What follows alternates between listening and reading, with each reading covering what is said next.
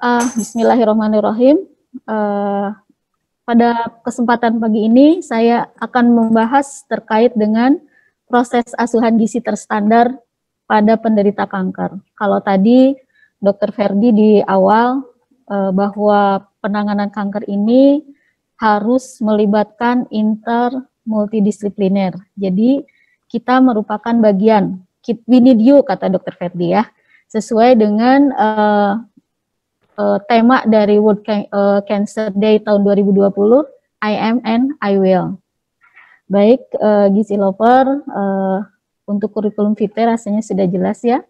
Kita masuk ke, sebetulnya ini dari Globokan, data tahun 2012, yaitu bahwa perkembangan dari kanker itu sendiri dari tahun 2008 itu sekitar 12,7 juta jiwa. Kemudian pada tahun 2012 itu pada angka 14.025,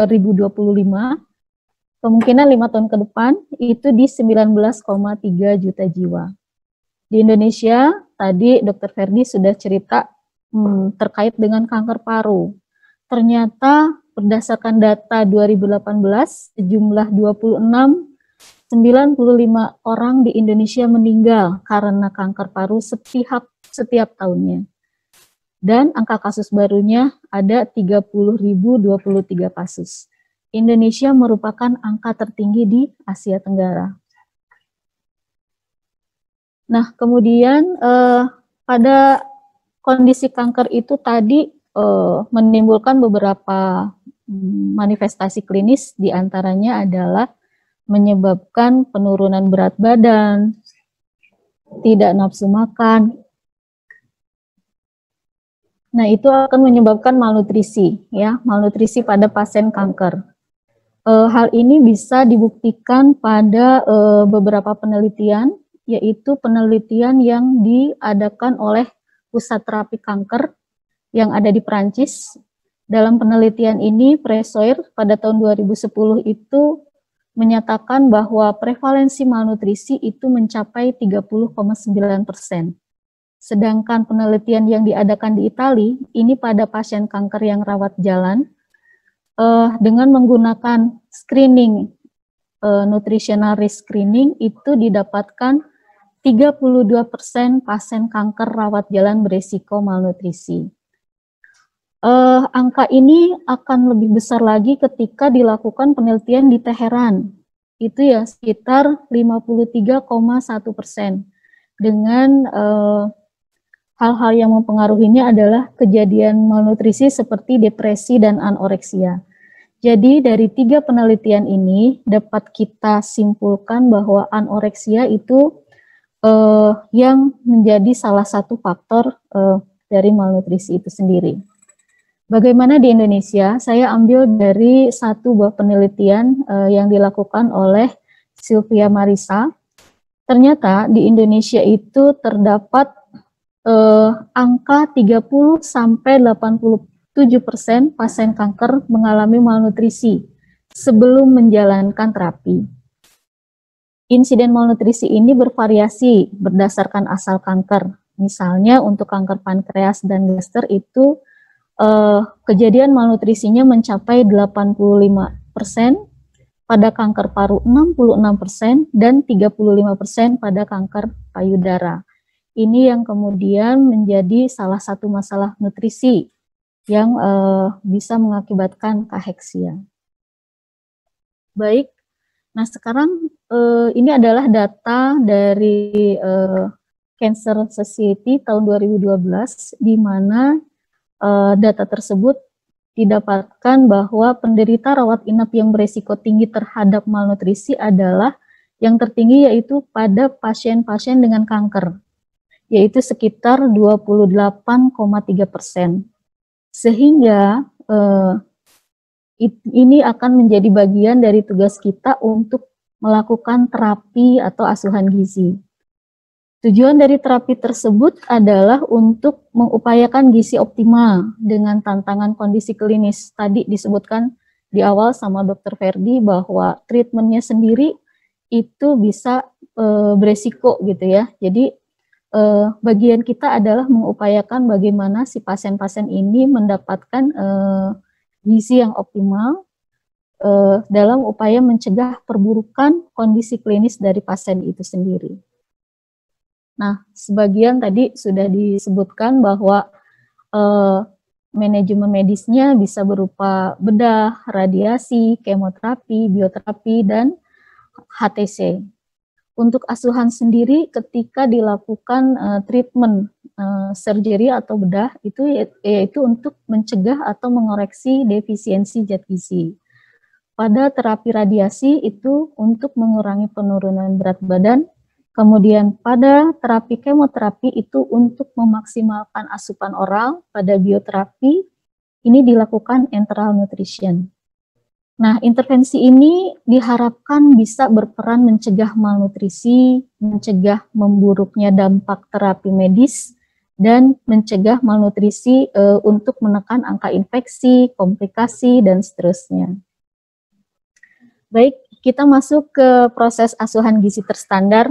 Saya yakin gizi lover di semua rumah sakit mungkin sudah mulai mengerjakan asuhan gizi terstandar ini. Jadi kita akan membahas lebih spesifik ya.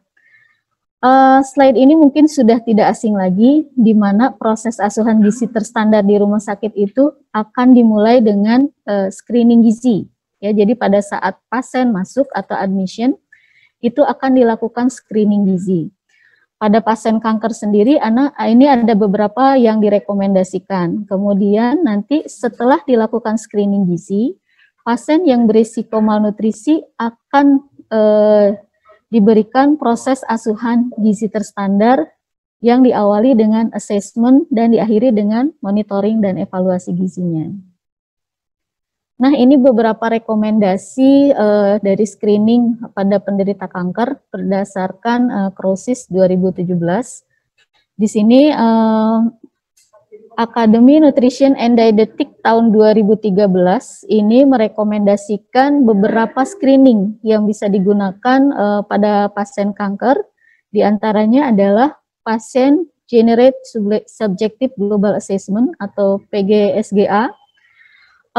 Formnya seperti apa, nanti Gizi Lover bisa lihat di web ini.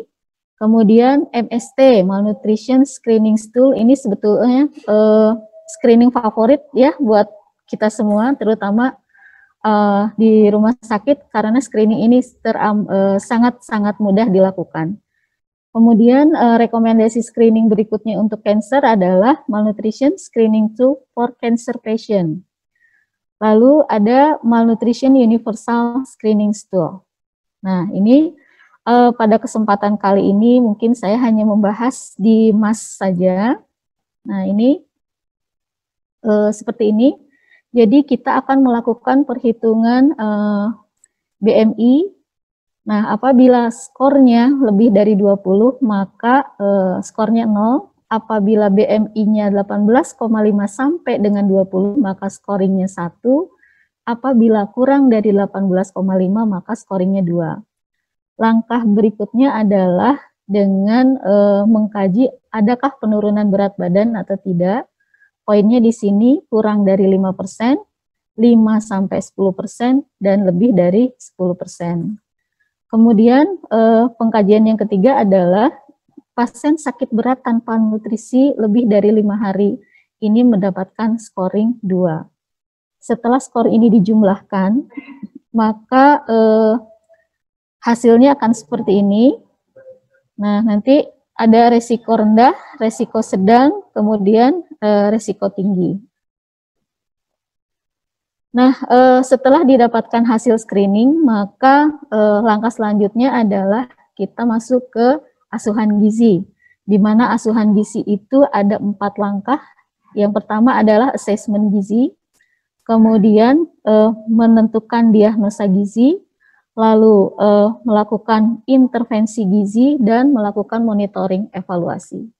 Kenapa sih harus dilakukan 4 langkah ini? Pertama, model dari asuhan gizi ini adalah model yang sudah direkomendasikan oleh ADA untuk membantu kita berpikir kritis dan membuat keputusan yang tepat. Mungkin Gizi Lover juga kita review kembali kenapa sih kita harus melakukan langkah-langkah tersebut. Nah, di asesmen gizi, seperti kita tahu, ini ada 5 komponen sebetulnya. Apa saja sih yang harus kita lakukan kajian spesifiknya pada kali ini pada pasien kanker?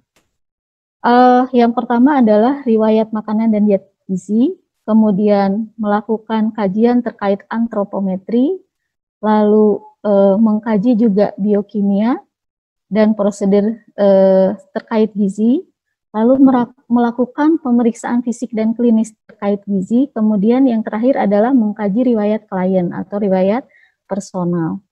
Nah, setelah kita melakukan assessment, maka kita akan bisa mengidentifikasi kira-kira masalah gizinya apa sih gitu ya.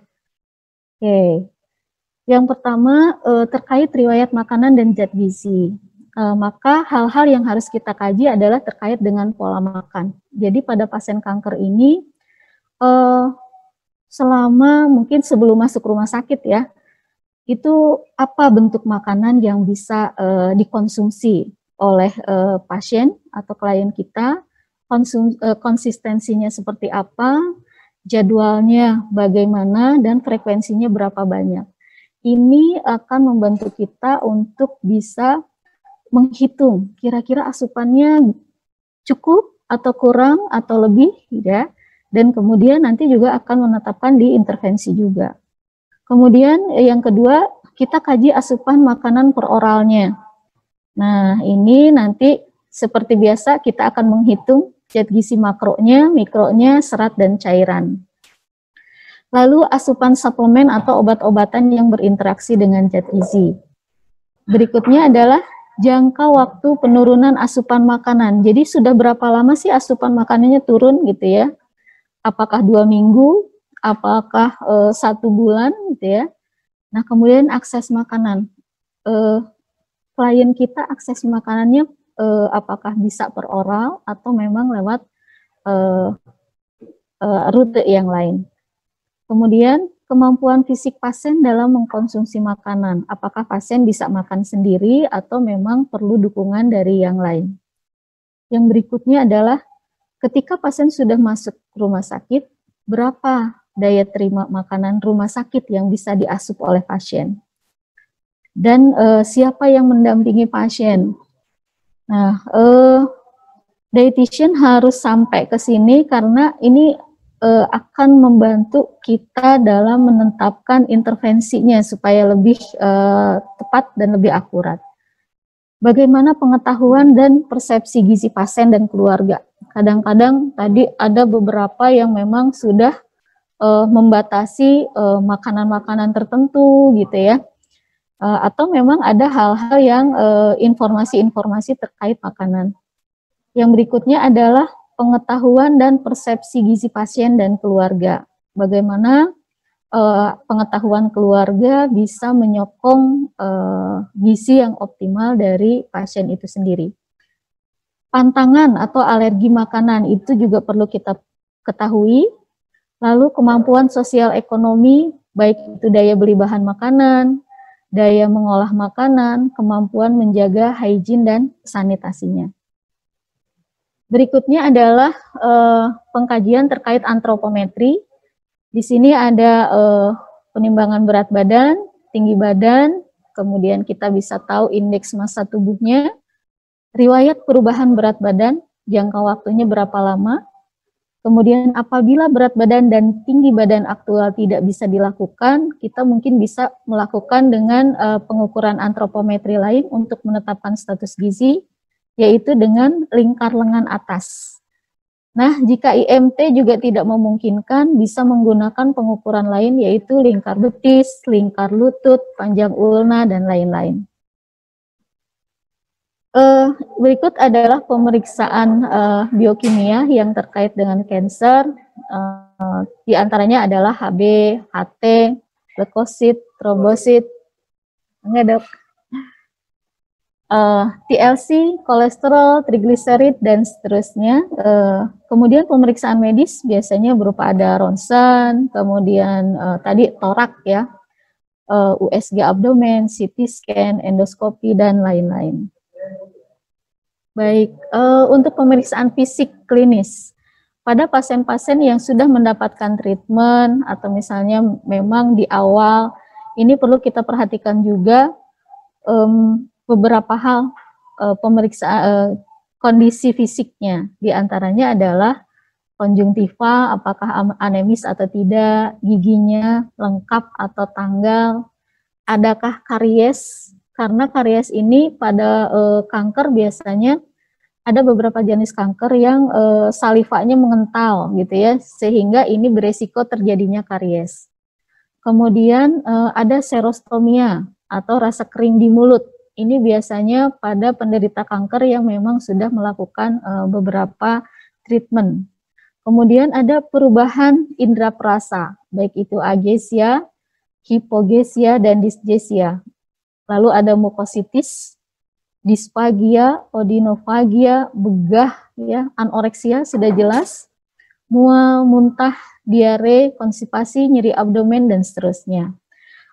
Hal-hal ini penting dilakukan assessment karena nanti ketika kita menetapkan nutritional diagnosis, kita mesti tahu penyebabnya apa, sign simptomnya apa untuk menetapkan intervensi yang tepat. Lalu yang berikutnya adalah riwayat klien atau riwayat personal. Dari riwayat klien atau riwayat personal ini ada data beberapa riwayat penyakit pasien sebelum dan sesudah masuk rumah sakit. Tadi Dr. Ferdi sudah bercerita terkait faktor pencetusnya apa saja. Kemudian data sosial ekonomi meliputi data pekerjaan, data pekerjaan pasien, keluarga, dan walinya. Pola hidup, ya, tadi banyak disinggung terkait dengan kebiasaan merokok, alkohol, gangguan pola makan seperti anoreksia nervosa, bulimia, atau pika. Riwayat penyakit dan durasi waktu mulai didiagnosa penyakit, ya, mungkin ada penyakit kronis ya seperti kanker, diabetes, hipertensi, jantung, dan lain-lain, ataupun ada pada kondisi-kondisi penyakit infeksi seperti pneumonia, HIV/AIDS, tuberkulosis, dan seterusnya. Dan informasi mengenai pengobatan yang telah dijalani. Baik, di asesmen itu juga ada standar pembanding. Kita membutuhkan standar pembanding terkait dengan kebutuhan energi, kemudian protein, karbohidrat, lemak, kebutuhan cairan, vitamin, dan mineral. Di sini ada beberapa alternatif untuk menetapkan estimasi, kita sebut estimasi karena kalau untuk kebutuhan sebetulnya harus menggunakan alat khusus ya. Nah, disebut estimasi ini ada beberapa alternatif, diantaranya adalah estimasi yang ditetapkan oleh ASPEN. Di sini estimasi kebutuhan energinya pada kanker dengan kebutuhan energi 30-35 kalori, ini pada kanker dengan kondisi biasa. Kemudian ada kanker dengan tanpa stres dan tidak aktif, itu sekitar 25-30 kilokalori. Kanker dengan hipermetabolik dan terdapat kondisi stres, yaitu sekitar 35 kilokalori. Pada kondisi hematopoietik sel transplant atau transplantasi hematopoietik, itu kebutuhannya kurang lebih 30-35 kilokalori, dan pada kondisi sepsis itu 25-30 kilokalori. Selain dari estimasi kebutuhan ini, kita juga bisa menetapkan kebutuhan energi dengan perhitungan yang lain, yaitu mungkin yang sudah juga familiar, yaitu dengan rumus Mifflin. Ini juga sudah sering dibahas. Lalu yang berikutnya adalah Harris-Benedict. di mana Mifflin, rumus Mifflin dan Harris Benedict ini tetap sebagai basal energi expenditure yang harus dikalikan dengan faktor aktivitas dan faktor injury-nya. Di sini ada bentuk faktor aktivitasnya, kemudian injury faktornya. Sumber-sumber ini dari Nutrition in Cancer dari Grant Barbara L tahun 2012. Kemudian yang berikutnya adalah kebutuhan protein. Kebutuhan protein di sini untuk kondisi kanker tanpa stres itu 1,0 sampai 1,2, kanker dengan stres sedang 1,2 sampai 1,5, pada kanker hipermetabolik itu 1,5 sampai dengan 2,5. Pada kondisi-kondisi khusus seperti misalnya pada kondisi gangguan ginjal, kebutuhan ini disesuaikan. Nah, nutrisi spesifik yang terkait dengan protein adalah branched chain amino acid, di mana terdapat kandungan leucin, isoleucin, dan valin yang bermanfaat untuk memperbaiki nafsu makan, di mana asam amino diperlukan untuk fungsi sel normal, memperbaiki kualitas hidup, memperbaiki daya tahan tubuh, dan meningkatkan proses pembentukan protein di dalam tubuh. Yang berikutnya ada penelitian dari yang dikeluarkan oleh Jurnal Onkologi tahun 2019. Di sini ada IJOS. Di sini menetapkan bahwa ada peran beta hidroksi betrametilbutirat pada kondisi kanker kaheksia. Ini fungsi HMB ini adalah untuk mengaktifkan sintesa protein, menekan peradangan, dan mengurangi pertumbuhan tumor. Berikutnya adalah terkait dengan kebutuhan karbohidrat dan lemak. Sampai saat ini menurut Prozis 2017 belum bisa dipastikan rasio optimal karena ada beberapa kondisi tertentu. Pada pasien kanker dengan kehilangan berat badan dan mengalami resistensi insulin disarankan untuk meningkatkan asupan lemak karena kondisi patologis resistensi insulin ini menyebabkan kegagalan uptake dan oksidasi glukosa pada otot. Sedangkan utilitas lemak dalam status normal atau bahkan meningkat. Pada pasien kanker kaheksia dengan asupan dan daya terima makanan yang kurang, dianjurkan makanan enteral atau makanan cair dengan energi densitas tinggi dengan kandungan 60-80%. Diutamakan dari lemak esensial, khususnya minyak zaitun. Tadi Dr. Ferdi sudah jelaskan di antara diet Mediterania itu adalah dengan konsumsi minyak zaitun. Ternyata minyak zaitun ini juga karena dia mengandung omega 3 untuk mengurangi proses inflamasi tadi. Yang berikutnya adalah terkait dengan pre dan probiotik untuk menjaga saluran cerna. Di sini terdapat fructooligosaccharides yang merupakan karbohidrat yang tidak dicerna akan membantu meningkatkan jumlah bakteri baik di saluran cerna sehingga memperbaiki proses pencernaan dan penyerapan nutrisi serta mengurangi gangguan saluran cerna. Ini terkait dengan tadi bahwa kanker itu diantaranya menyebabkan beberapa kondisi gangguan saluran cerna. Kemudian ada asam lemak omega 3 yang membantu menstabilkan berat badan pada pasien kanker melalui diet oral sebagai suplemen, kehilangan berat badan juga. Rekomendasi pemberian EPA yaitu 2 gram per hari. Dapat digunakan suplemen nutrisi cair komersial yang diperkaya oleh EPA gitu ya. Jadi mangga silahkan gizi lovers mungkin nanti rekomendasinya terkait apa. Yang jelas EPA yang dibutuhkan adalah 2 gram per hari. EPA akan sangat menguntungkan bagi pasien kanker terutama di stadium lanjut dengan penurunan berat badan. Kemudian EPA juga meningkatkan berat badan dan nafsu makan, mempengaruhi kualitas hidup dan menurunkan kematian pasca bedah. Dalam bahan makanan, contoh minyak tinggi omega 3 yaitu ada terkandung EPA dan DHA adalah makarel, kemudian Ini mengandung omega 3 sebesar sekitar 55 gram, ada salmon yang mengandung omega 3 sekitar 55 gram.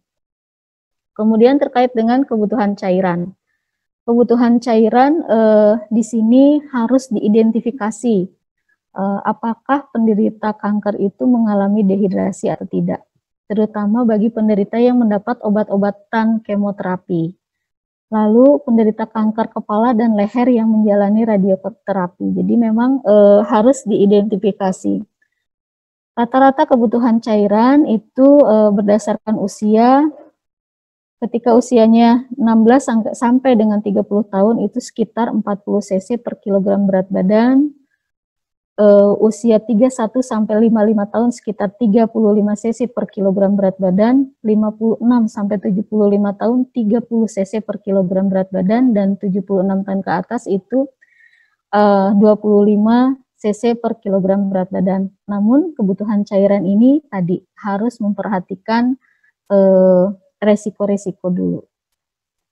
Pada kebutuhan vitamin dan mineral, di sini ada vitamin A, di mana vitamin A ini berperan sebagai agen kemopreventif yang dapat menghambat progresivitas dari sel kanker itu sendiri. Jika kebutuhan vitamin A dapat terpenuhi, maka perkembangan penyakitnya dapat dihambat.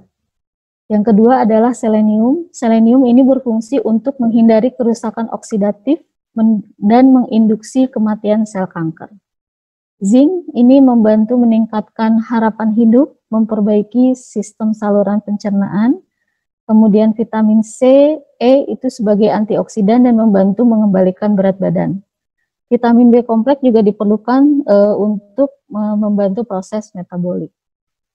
Defisiensi yang sering terjadi pada pasien-pasien kanker ini adalah defisiensi asam folat, kuprum, zinc, Fe, kalsium, magnesium, dan vitamin A, C, dan D. Kekurangan vitamin ini, vitamin dan mineral ini dapat diberikan dalam bentuk multivitamin sebetulnya. Hanya tidak disarankan multivitamin dosis tinggi, gitu ya. Jadi memang harus berdasarkan keperluannya.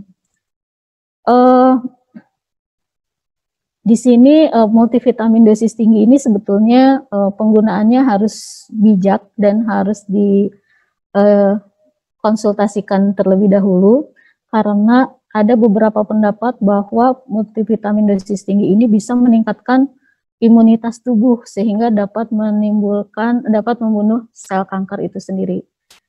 Pendapat ini sama sekali tidak benar, karena justru dapat membahayakan dan mengurangi efektivitas dari kemoterapi atau radioterapi.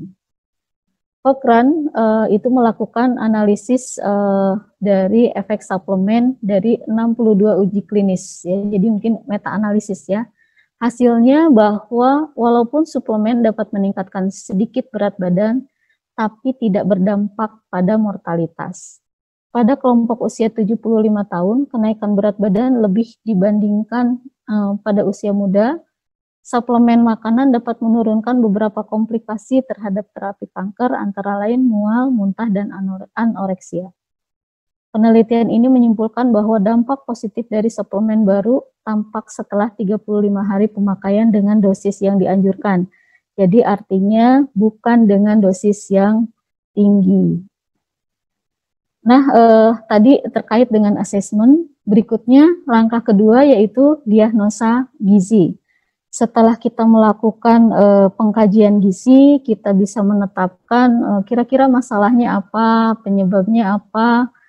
Nah, ini adalah beberapa kemungkinan diagnosis gizi. Ada domain intake, domain klinis, dan domain behavior. Ada beberapa banyak kemungkinan sehingga saya hanya menampilkan codingnya saja, karena ini teman-teman seperti tahu ya, gizi lovers, nanti tinggal dilihat di buku pedomannya NI12, NI21, mungkin ini PR buat kita. Ada beberapa contohnya di sini.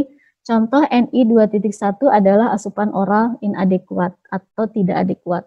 Ini problemnya. Kemudian kemungkinan etiologinya adalah kondisi fisiologis, lalu kurang pengetahuan, depresi dan gangguan makan, berkurangnya kemampuan untuk mengkonsumsi. Lalu sign simptomnya adalah perkiraan asupan, asupan kualitas, kemudian penurunan berat badan, kulit kering, anoreksia, dan seterusnya. Yang berikutnya adalah NC 1.4. Ini contoh dari domain klinis perubahan fungsi gastrointestinal. Ini kemungkinan etiologinya adalah perubahan struktur atau fungsi dari gastrointestinal tract. Lalu kemungkinan sign simptomnya bisa dilihat. Kemudian ini adalah untuk kategori domain behavior. Saya tampilkan di sini kesulitan makan sendiri.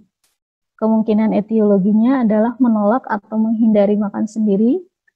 Ada gangguan neurologis, kemudian terbatasnya kekuatan fisik atau perubahan gerakan. Ini sering kita temui di pasien-pasien kanker. Kemudian kemungkinan dari sign simptomnya adalah mukosa membran kering, ada sesak, meneteskan air liur ya. Jadi beberapa treatment tadi bisa menimbulkan efek samping, diantaranya adalah seperti ini, nafas pendek, kemudian pasien sendiri, penderita sendiri menolak untuk makan atau mengunyah, kurangnya kekuatan untuk mengangkat alat makan. Di sini ada beberapa contoh diagnosa gizi. Untuk asupan oral inadekuat, itu berkaitan dengan terapi radiasi panggul. Jadi terapi radiasi panggul ini mengakibatkan beberapa efek samping, diantaranya adalah mual, muntah gitu ya, sehingga sign simptomnya adalah kondisi gangguan di saluran pencernaan. Kemudian ada penurunan berat badan sebesar 2% selama 1 minggu. Lalu domain klinis di sini terkait dengan malnutrisi, berkaitan dengan kanker kaheksia, ditandai dengan asupan yang kurang dari 50% selama 2 minggu, ada penurunan berat badan, IMT yang kurang, dan hilangnya lemak subkutan. Lalu ada contoh domain perilaku dan lingkungan. Di sini ada pemilihan makanan yang kurang tepat, berkaitan dengan keengganan menjalankan diet, ditandai dengan diare 7 kali, mengkonsumsi makanan berserat tinggi selama menjalani terapi radiasi panggul. Jadi memang kita perlu juga mempelajari efek samping dari beberapa terapi, diantaranya kalau radiasi panggul, terapi radiasi panggul ini menyebabkan diare, sehingga pada kondisi ini disarankan kepada penderita kanker adalah untuk mengurangi konsumsi serat. Langkah berikutnya adalah intervensi gizi, di mana tujuan dari intervensi itu sendiri adalah mencegah atau mengendalikan kondisi kekurangan zat gizi, mencegah kehilangan massa sel, mengelola efek samping treatment terkait gizi, memaksimalkan kualitas hidup pada penderita kanker itu sendiri. Domain intervensi gizi seperti kita ketahui ada 4 domain, yaitu pemberian makanan, edukasi, konseling, dan koordinasi asuhan. Untuk poin perhitungan, di sini ada pemberian makanan dan zat gizi. Untuk perhitungan kebutuhan, perhitungan zat gizi yang lain ya, ini sudah dibahas di awal tadi. Kita akan masuk ke rute dan jenis nutrisi. Nah, di sini untuk rute dan jenis nutrisi ada pemberian nutrisi secara oral. Di sini ada asupan oralnya meliputi diet, suplemen nutrisinya, vitamin, dan mineral. Suplemen dapat digunakan dalam bentuk siap pakai atau bervariasi dari berbagai jenis makanan dalam bentuk cair, puding, bentuk bar atau batang, bentuk serbuk, dan minuman tinggi protein. Ini harus disesuaikan dengan daya terima pasien itu sendiri. Kemudian yang kedua adalah pemberian nutrisi enteral. Pada saat pemberian nutrisi oral tidak mencukupi karena adanya obstruksi mekanik atau terdapat tanda-tanda disfagia, anoreksia, cepat kenyang, atau nyeri pada saat makan, enteral nutrisi merupakan pilihan yang membantu mempertahankan, memelihara status gizi optimal.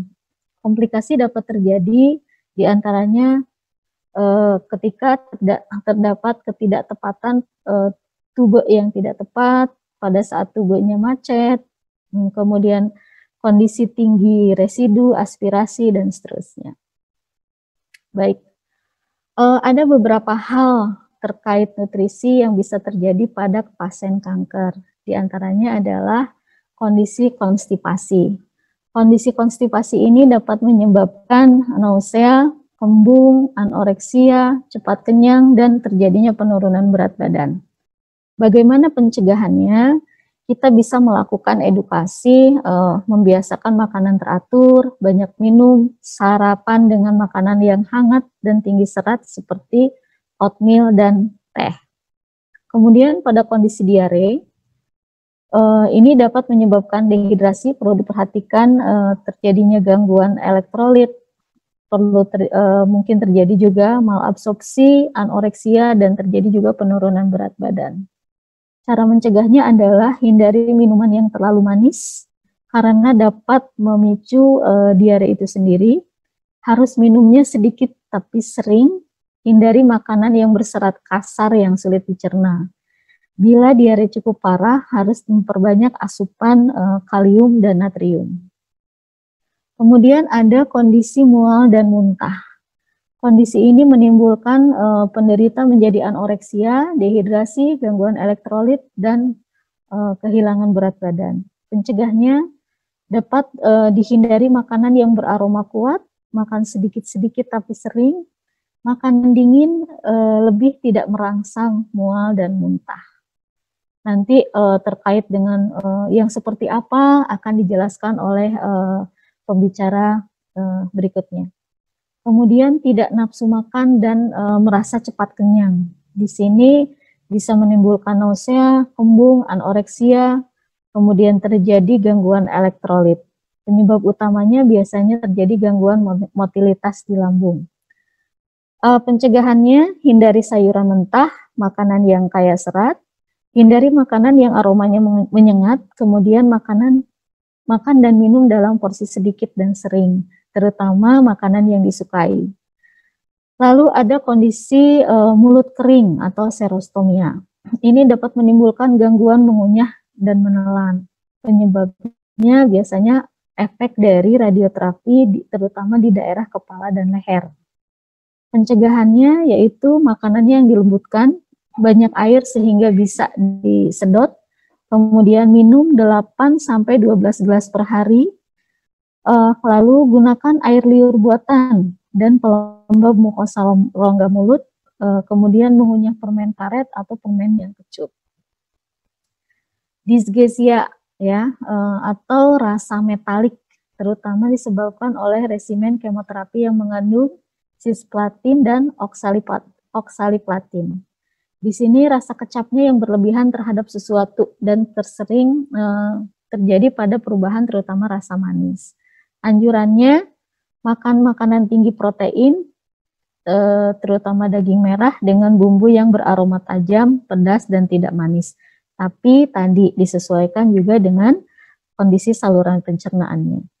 Kemudian ada mukositis. Di sini terdapat iritasi dan inflamasi dari sel-sel epitel dari mukosa saluran cerna, mulai dari mulut sampai anus. Sering diduga sariawan dan diobati dengan vitamin C.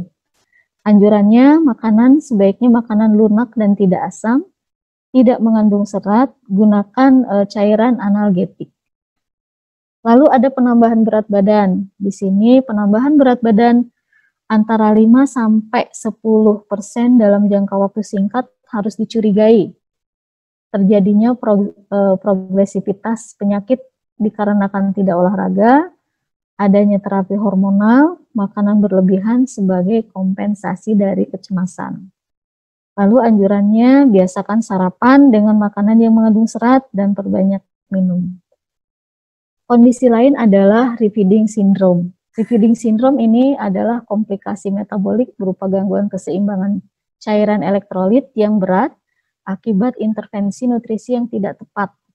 Sering terjadi pada penderita kanker kaheksia yang relatif lama, di mana tubuhnya sudah beradaptasi menggunakan energi yang rendah. Sehingga saat diberikan asupan yang tinggi, maka terjadi peningkatan sekresi insulin untuk mengambil glukosa, fosfat, dan kalium di dalam sel. Efeknya bisa menyebabkan takikardia, hipertensi, peningkatan konsumsi oksigen, menyebabkan gagal jantung. Efek pada paru terjadinya udem paru dan sesak. Efek terhadap saluran cerna ada mual, muntah, dan anoreksia. Ini juga dapat menyebabkan hiperglikemi. Jadi teman-teman yang sering mendapati kondisi-kondisi ini, kita harus evaluasi terkait pemberian nutrisinya. Apakah mungkin karena terlalu berlebih atau kondisi hal yang lain. Poin intervensi berikutnya adalah edukasi dan konseling. Edukasi di sini bila berat badan stabil sesuai dengan tujuan pada pasien kanker kaheksia. Kemudian konseling dilakukan secara intensif untuk meningkatkan asupan dan penurunan. Jadi nanti edukasi dan konseling itu juga harus melihat kira-kira kita akan apa yang akan dikonselingkan dengan penderita dan keluarga. Di sini ada meningkatkan asupan energi dan protein merupakan langkah awal dari intervensi gizi pada pasien yang kehilangan berat badan. Nah, tadi kita sudah melakukan screening, dilihat risiko malnutrisinya. Untuk pasien-pasien yang beresiko malnutrisi rendah, ini cukup merekomendasikan diet seimbang. Untuk pasien yang beresiko malnutrisi sedang, ini rekomendasi diet tinggi protein, porsi kecil sering, snack 6 kali sehari, kemudian makan 3-4 porsi sehari. Lalu untuk yang beresiko malnutrisi berat, ini rekomendasinya adalah TETP, suplemennya 2-3 kali sehari, dukungan nutrisi intensif, dan seterusnya. Langkah berikutnya adalah monitoring evaluasi. Apa saja yang dimonitoring. Untuk asupan makanan itu kita akan memonitor dan mengevaluasi asupan energi, asupan protein, asupan EPA apabila mengkonsumsi EPA, kemudian asupan cairan dan nafsu makan. Kapan frekuensi monitoring? Tentu ini sesuai dengan kebutuhan. Untuk KOSA sendiri ini mingguan, dalam arti mungkin asupannya dilihat setiap hari dalam 1 minggu dievaluasi. Untuk berikutnya adalah asupan monitoring terkait dengan antropometri, dilihat dari berat badan atau IMT atau lean body mass.